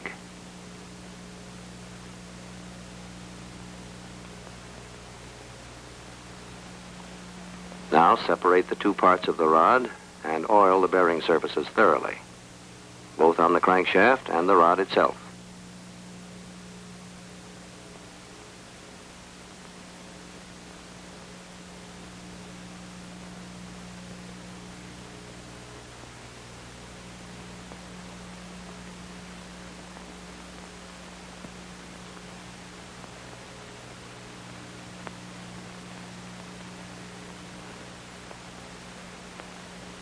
Install the rod on the crankshaft throw, oil the cap, and bolt the two parts together.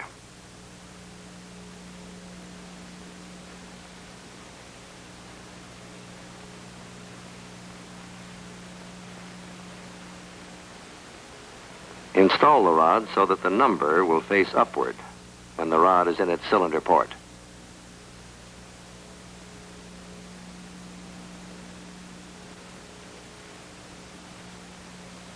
When all four rods have been installed, tighten the nuts carefully with a torque wrench to the value specified in the table of limits.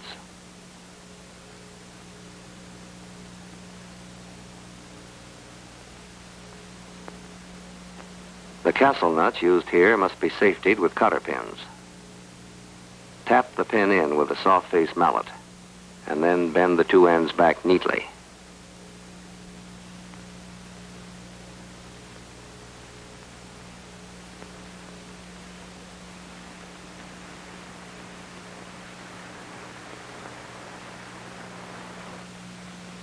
When all the nuts are safetied, use a feeler gauge to check the end clearance of each rod on its throw. You'll find the specified end clearance given in the table of limits.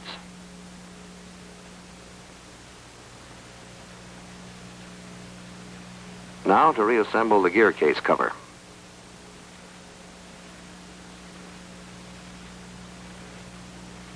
Put a new gasket on the oil screen and dip the screen in clean engine oil.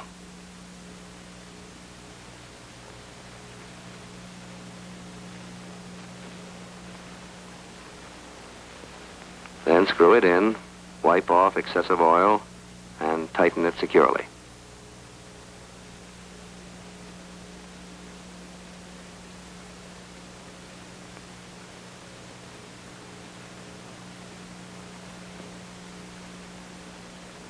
Install a plastic plug in the thermometer hole temporarily to keep dirt out.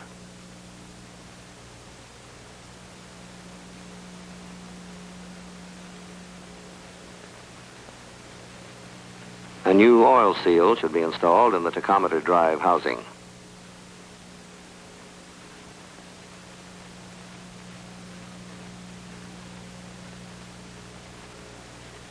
This is a very snug fit.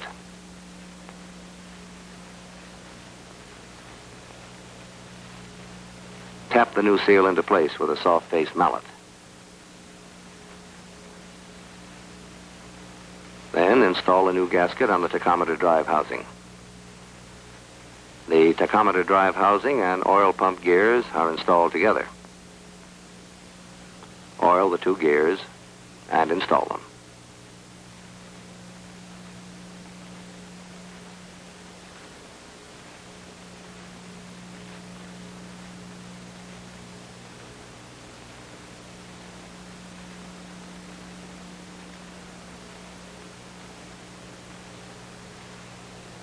Then install the oil pump cover plate over the studs and the gear shaft and safety it.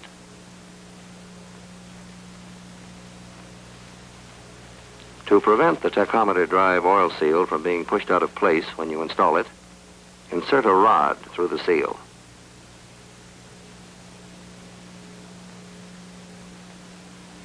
Match the end of the rod to the shaft and guide the tachometer drive housing down over the shaft.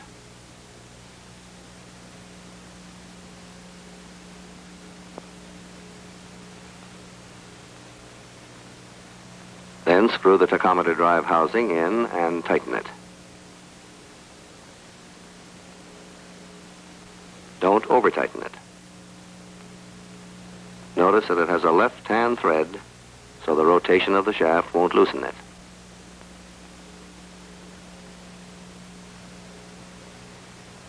Next, install the oil pressure relief valve.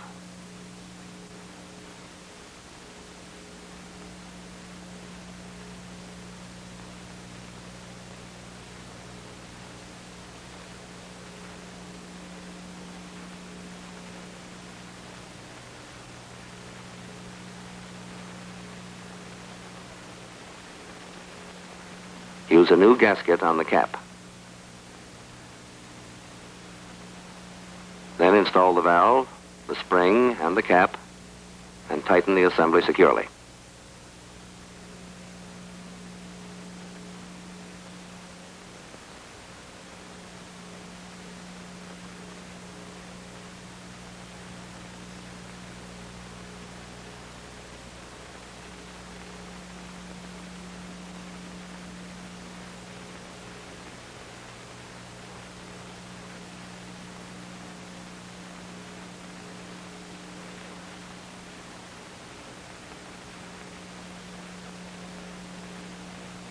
This completes the assembly of the gear case cover, but there's one more check to make.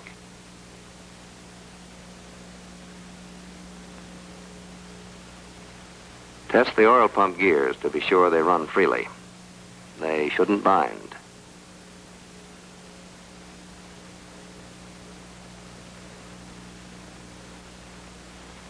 Now you're ready to mount the 2-4 crankcase on the engine stand.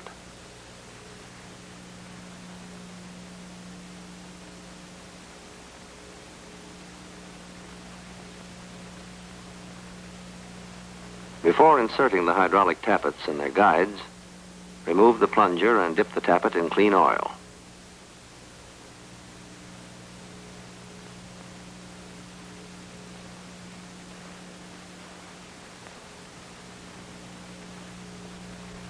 Then insert it in its guide. Do the same with the other 3.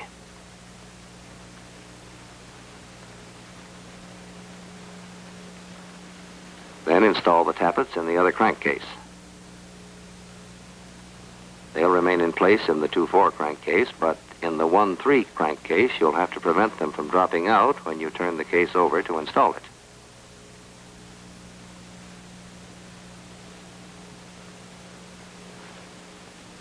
You can do this by temporarily slipping a push rod hose connection over the end of the tappet on the outside of the case.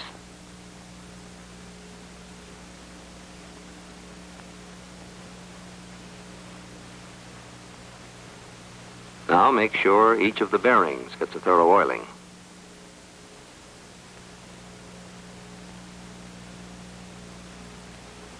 Use oil very liberally as you reassemble the engine.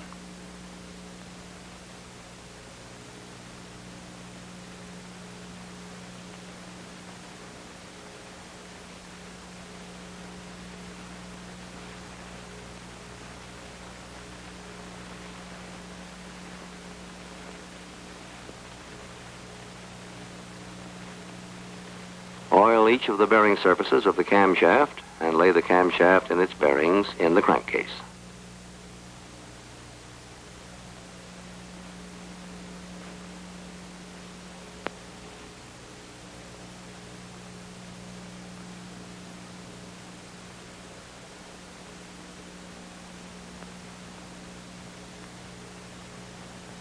Now oil the bearing surfaces of the crankshaft and lay the crankshaft and its bearings in the crankcase.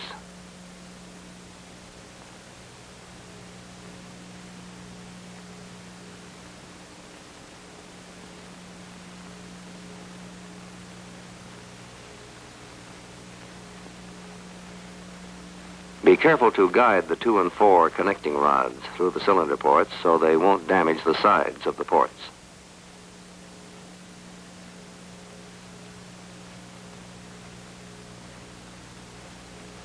Check the front end clearance of the crankshaft with a feeler gauge. You'll find specifications for this end clearance in your table of limits.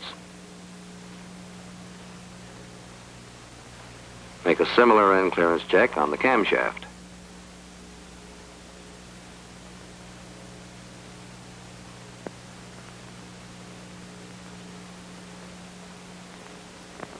Dip the oil seal in oil and push it securely into place on the front of the crankshaft.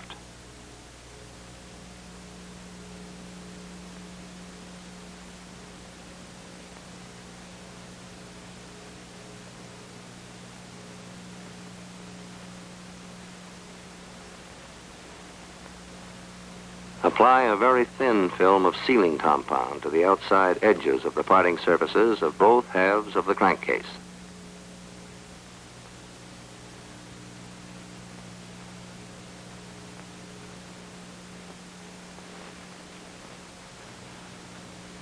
Now you can install the 1-3 crankcase on the 2-4 case.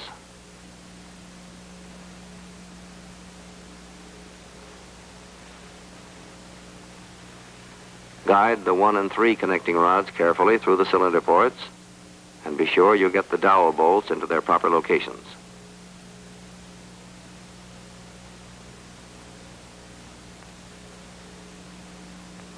With the two sections fitted together, you can reinstall the bolts that hold them.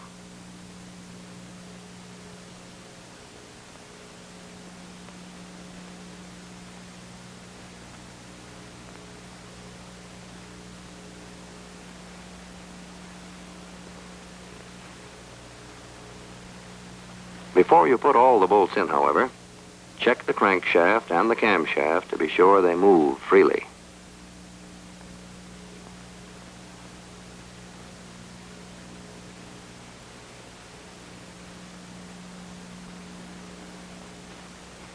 Then you can finish bolting the crankcase together.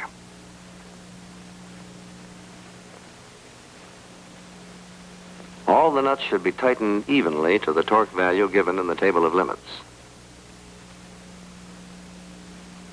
This will prevent undue stresses on the crankcase.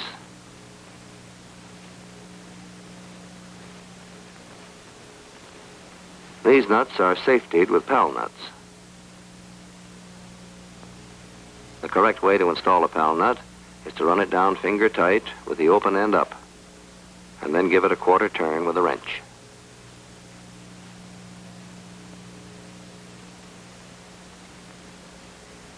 Now reinstall the camshaft gear in position for correct valve timing. A valve timing mark is stamped on the side of one of the cam gear teeth. To synchronize the two shafts, that mark should mesh between the two timing marks stamped on the crankshaft gear. To position the camshaft, reach through a cylinder port and rotate it until the bolt holes line up. They'll only match in one way. Then install the bolts that secure the gear to the camshaft.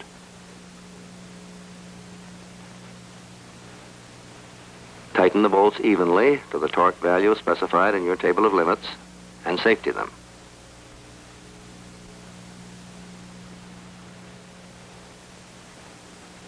To check the backlash of the camshaft and crankshaft gears, set up a dial indicator with its arm flush against the tooth of the camshaft gear.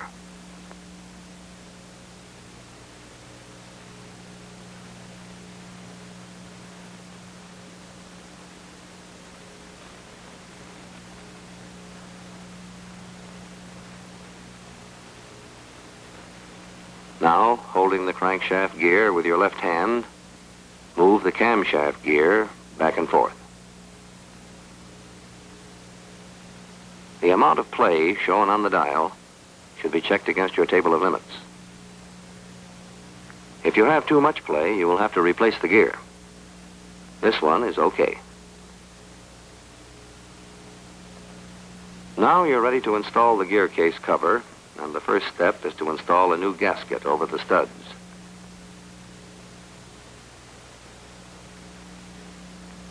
This gasket has to go on flush against the crankcase so the holes fit properly over the studs and line up with the main oil passages in the crankcase.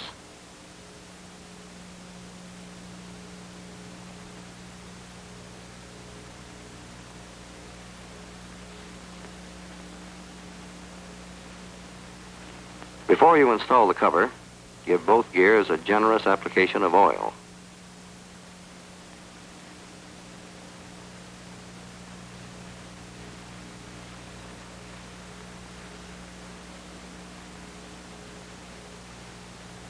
Then put some oil into the oil pump to lubricate those gears, and fit the gear case cover on the studs and assemble the washers and nuts.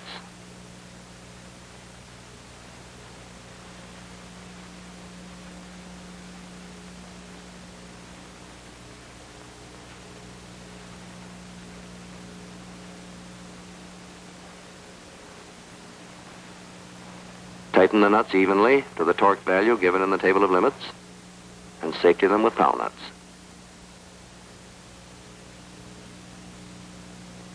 this point, you can safety the oil screen to a gear case cover stud.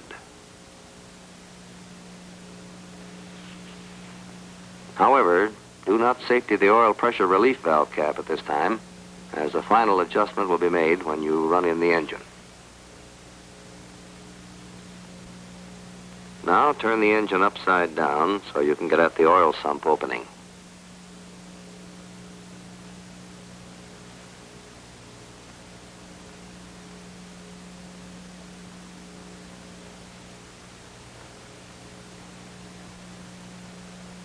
With a sharp knife, cut off the portion of the gear case cover gasket that crosses the opening.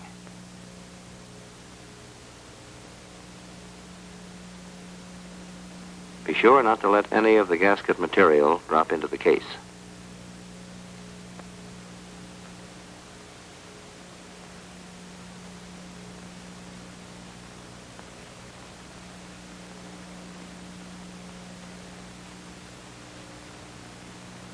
Then install the oil suction tube with a new gasket in the tapped hole in the bottom of the gear case cover.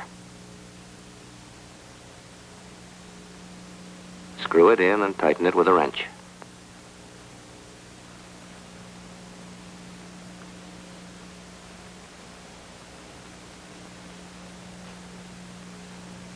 The tube should be safetied to the gear case cover.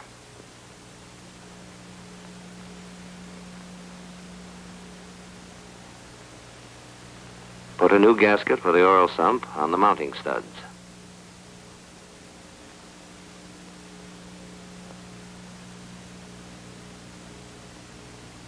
Then fit the oil sump on the 6 mounting studs, being careful not to damage the tube as you do so.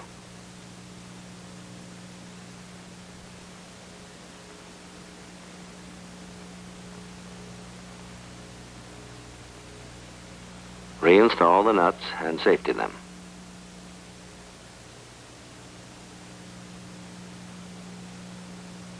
Reinstall the oil plug with a new gasket in the bottom of the sump and safety it.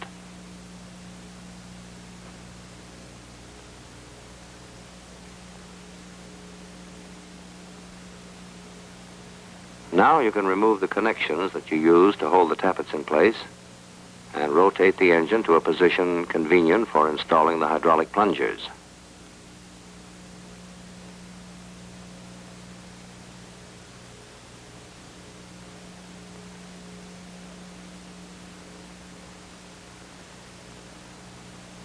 Dip the plungers in oil and pump them several times to remove the air and fill them with oil.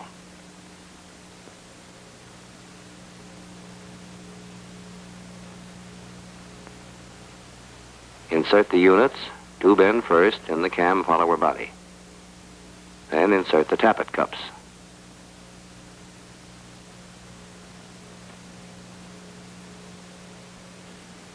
When the units have all been installed, put a new gasket over the studs and replace the push rod housing flange over the studs and gasket.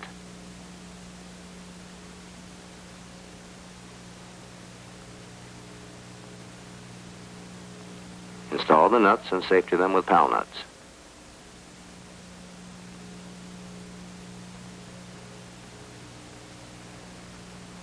Now install the propeller hub key, tapping it into place carefully with a soft-faced mallet.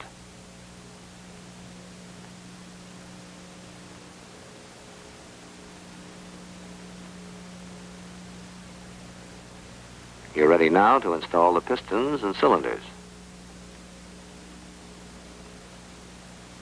When they're all in place, reinstall all the spark plugs and reconnect the ignition wires. Check the timing of the valves, referring to your engine manual for opening and closing points. And finally, with the engine reinstalled on the airplane, mount the 2 magnetos and time them to the engine. This will put the plane in readiness for a ground run-up, after which there should be a final check before the flight test.